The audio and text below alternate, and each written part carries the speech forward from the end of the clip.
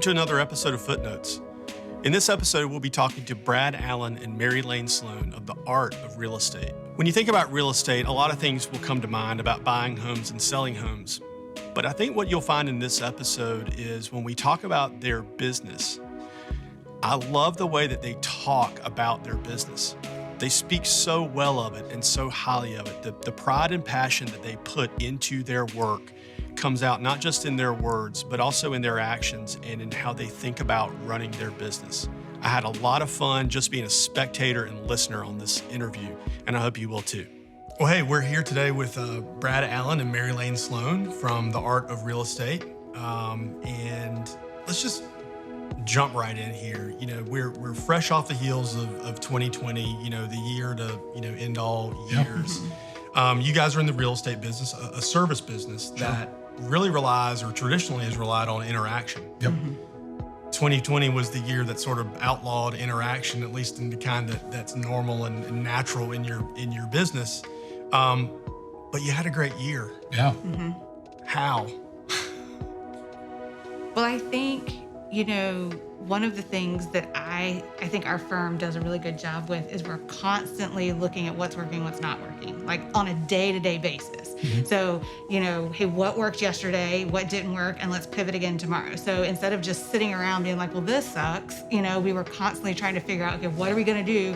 Because part of our mission and vision is to provide a full-service real estate experience that's exceptional. And so how are we going to continue to be exceptional, right? So, you know, fortunately, we were already using some technology like a Matterport where people could actually virtually walk through houses. You know, it's different than a virtual tour where it's like, you know, pictures strung together with cheesy piano like Google music. Street View inside of a house. Yeah. Wow. We've been doing that forever. Those cameras Right. are $4,000, but we did it to provide an exceptional experience, and it Right. allowed us to continue that. So that was one thing I think that people really appreciated, because when the earth stopped and everything shut down, people felt like they could still safely walk through properties, and sellers felt like people could safely walk through their property without them having to leave. And so I think that was just one of the things that we were able to capitalize on that helped that experience and that interaction still feel somewhat real. Yeah. I mean, we already had a Zoom account, Yep. you know, like I think we were Zooming before it was cool Right. and trendy, Yeah. because we do have a lot of clients that move from out of market. So we already had some of those things set in place, even though we weren't using them as much as we use now. Mm-hmm. So I think, you know, because we're constantly trying to figure out what's next and what's better, fortunately for us, we already had some of that infrastructure in place. So we were able just to roll right into it instead of, you know, some of our counterparts who are just now getting a Zoom account. Yeah, and I'll be honest. I mean, Mary Lane does sales. She's in sales. She loves sales. And when we started our company years ago, we decided one of us had to kind of pull out of sales a little bit and kind of work on managing the company. Now, we run it 50-50. There's not many decisions that we don't make together. But, you know, we're trying to figure out what's happening. The governor, we're watching every day at 4 o'clock to see if he's going to shut down real estate. And I'm like having breakdowns. I'm on the couch in our office. There were a few days that was bipolar Brad. I'd come in and be like, okay, we're going to have to fire these people. And I was like, no, we can do this. No. And we're nimble and flexible enough that allowed us to do that. And we saw some of our competitors, and this isn't about who's better in real estate, that were more corporatized, and they were top down from New Jersey, and they didn't get to make a lot of decisions. So we got to make local decisions that were intelligent for our market and our people and how we could keep them safe.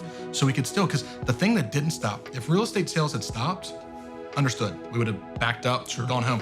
They didn't. People kept calling. People said, I got to sell my house. People said, I'm moving. I don't care what's happening. And you want to talk about a life change, move, right? We all know that. You're in the middle of something like that now. We can't just abandon that. And we had deals that had to close. And let me tell you who didn't care, the banks or people that are in contracts. Clients of ours that are moving out of town and are under contract with somebody locally, they've got a contractual relationship they can't break just because there's a pandemic going around. So it was interesting. We couldn't give up, but it allowed us to be nimble. And it was fun, actually. I mean, 2020 was bad for a lot of people. It was good for us.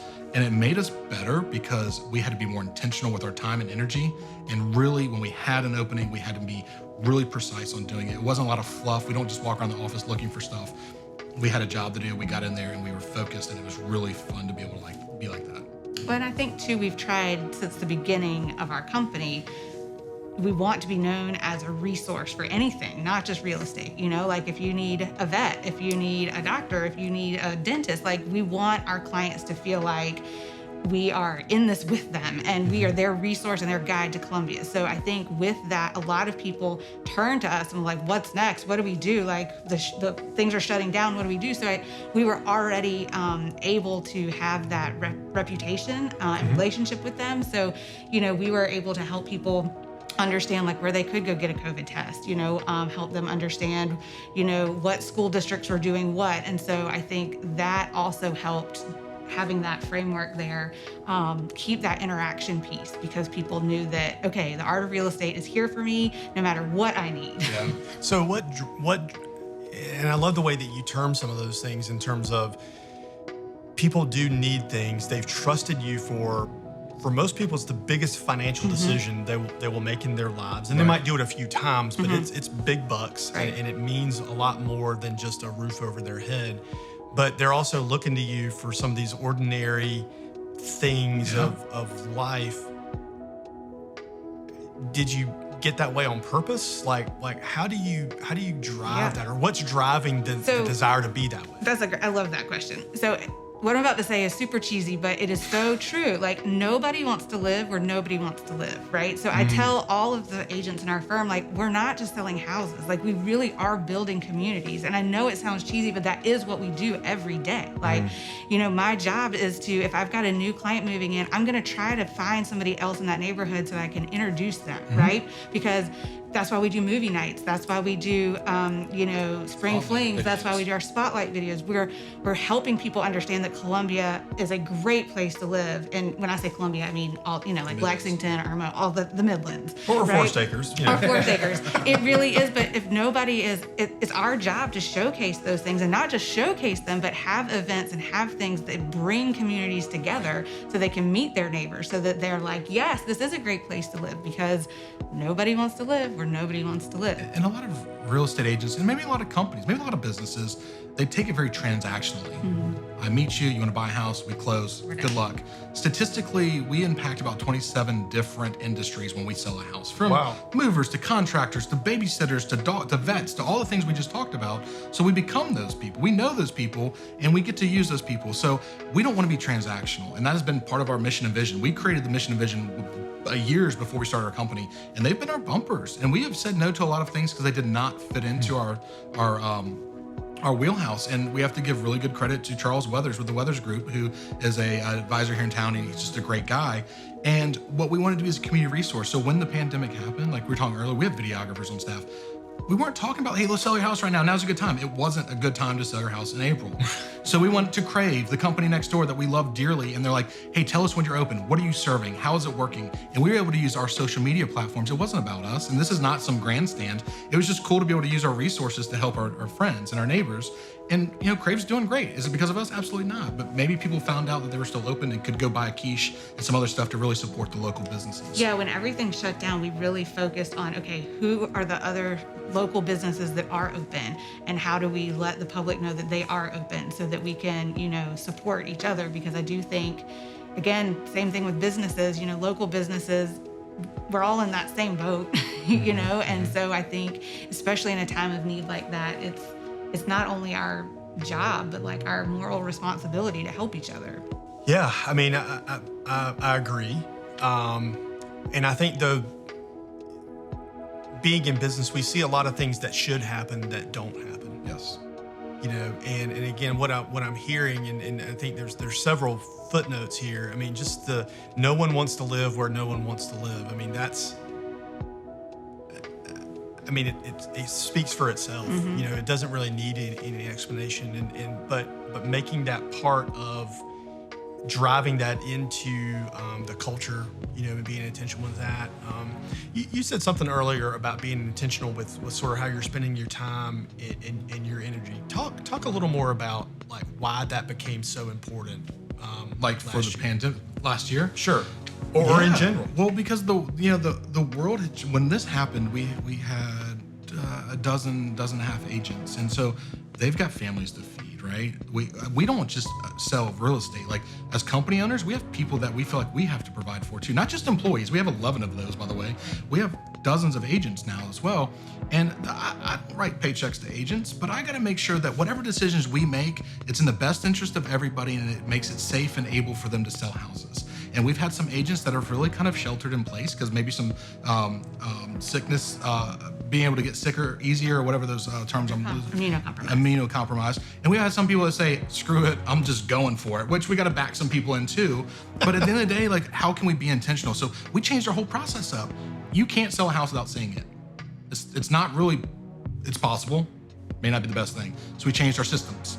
We changed it up. We became very strict, and we'd go look at somebody's house. They could not be in it. We go glasses, mask, gloves at the very beginning. They couldn't be in there. We'd take pictures, 5 minutes, we go back, and then we jump on a Zoom call for an hour, 2 hours, whatever it took, so we can be intentional with our time. We didn't want to sit there and be across from somebody that maybe we could contaminate and vice versa. So the intentionality was the best part, because we knew that we only had so much time in a day and we can only do so many things. And when we had that opportunity, we had to make sure it was 100% spot on. And we were not 100% accurate, but that was the fun part of being malleable as a small business and being able to do things and keep our office open, but keep the public out and do things like that that really allowed us to serve our clients' needs. Yeah, I think we took it very serious to be deemed an essential service. That was a huge honor and also curse, but we were like, all right, if we have been deemed an essential service, there's never been a better time to show our clients and our community how essential we are and not take that for granted. And so, I will give Brad a lot of credit. Brad's brain is very analytical, and so he is able to scan a lot of information and then break it down into little chunks so that I can understand it. But he has spreadsheets for days, and everything we do, not even in the pandemic, Sure. is because we can back it up with either data that we've collected, that he's collected, that shows what has worked or doesn't work. We survey our clients, we ask for Zillow reviews, like we're constantly trying to figure out what's working, what's not working. And so I think the ability we have to pivot quickly, pandemic or not pandemic, to make sure we're always serving our clients is a lot to do with him always watching our processes and seeing what could be. We're always asking what could be better. So when somebody says we had a great experience with you, I'm like, that's awesome. What part of it could have been better? Do you see the people that you work with, agents, even employees, do you see them as clients? Yes, I've always said we have two sets of clients in this business, the public that we serve and the other agents that we work with. Talk a little more about that. I think people naturally would understand how sort of the paying client or the one that wants the home is a client, but get a little more into This is where we'll differ a little bit, right? So let me go first. Yeah, you go ahead. Because I'm in the market. I'm selling all the time, right? And Columbia, one of the things I love about Columbia is it's a city that lives like a small town, right? You really can't change your socks here without everybody finding out about it, right? But you have the amenities of a city, but it lives more like a small town, which 100%. I really like, right? But because that's our dynamic, there are only so many agents doing so much of the business. So, I tell the agents in our firm, like, you have to remember, it is your job. You have to provide the best service to your clients. And you cannot do that if you don't play nice in the sandbox. Because if you don't play nice in the sandbox, then you are ruining any opportunity you may have to find out about a listing that's coming on the market. Or, if you burn that bridge with that agent, well, they might have the buyer for your next listing. And so your seller might miss out on having a really good buyer because that agent doesn't want to work with you. Or that whole process could really get out of control because you and that other agent don't have a good relationship. And so I really feel like by making sure we play nice in the sandbox and we're professional and we're courteous and we're kind and we're compassionate with the other agents we work with, that is what allows us to also provide a really good experience to our clients. Because agents can make or break more deals than buyers and sellers ever could. 100%. And I agree, 100%. Like, if you don't have a good rapport with the other agent, not to take this into a 4-hour podcast, but the barrier to entry in real estate is a joke. You can't swing a cat without hitting 6 agents that you know, right? Everybody, it's 90 hours, $300 plus. We don't advocate swinging cats. I just want to put that out there. I'm a dog person, so I'll swing a cat. But my point is, everybody knows agents. So what we're not always doing is we're trying to change people's perception that we're actually professionals. We're not doctors, we're not attorneys, we get that. I'm not trying to say we are. And the word essential was a kind of a joke to me because we were not an essential, but we had business to do and that was helping the economy go on. So medical workers, first responders, essential. Real estate agents, that was a term, but we didn't use that because I think that was not really a good term for real estate agents. A lot of people are like, we're essential. Yeah, you're selling houses. But at the end of the day, we deal with a lot of people that think they're going to be good at real estate. They think they're going to be good in sales. And it's very easy to find people. Like 78% of people use the first agent they meet. They meet. Wow. Yeah, they don't And that's been interview them. tried and true for a very long time. That's from NAR. They do a big thing. Biggest financial investment transaction of your life. You just go with The the first one that person comes you meet. along, then that's who you're Yeah. going to work with. So So here- like 8 out of 10. I mean, Yes. that's Yeah, you're sitting at essentially everybody. Yes, Correct. you're sitting at a bar, like, hey, you're an agent. Hey, I'm looking to buy a house. Let's go. So we're not only trying to change the perception, but we're also trying to raise the bar. So the reason we differ a little bit is because I'm not going to let people skate by on a bad job.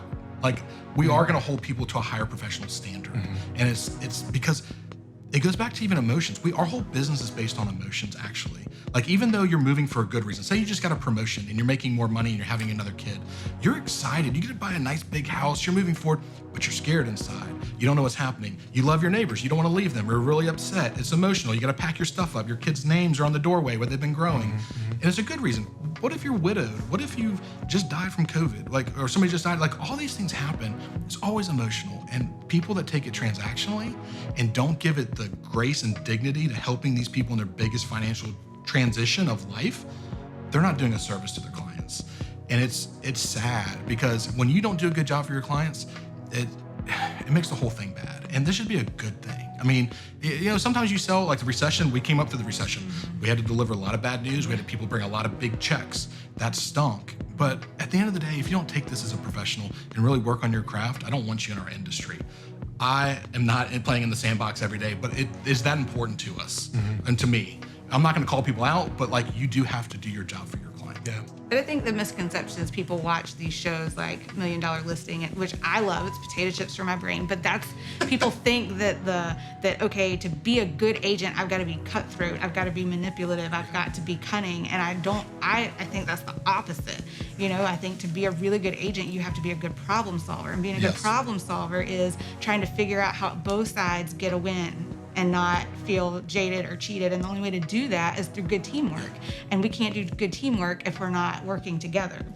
Well, and it's like, I think those things also don't happen by accident. In other words, fostering an environment where there is good teamwork doesn't sort of happen automatically, if you will. I mean, you have to work on that. You have to be intentional about it. You have to have systems and processes and maybe even good hiring practices to start with to kind of put all those things together. And I think that's sort of there are a lot of myths out there, and it's not because things are necessarily untrue, but it's that you only get to see what you see. Right. And so you sort of interpret or extrapolate from there when sort of the rest of the story is unknown to you.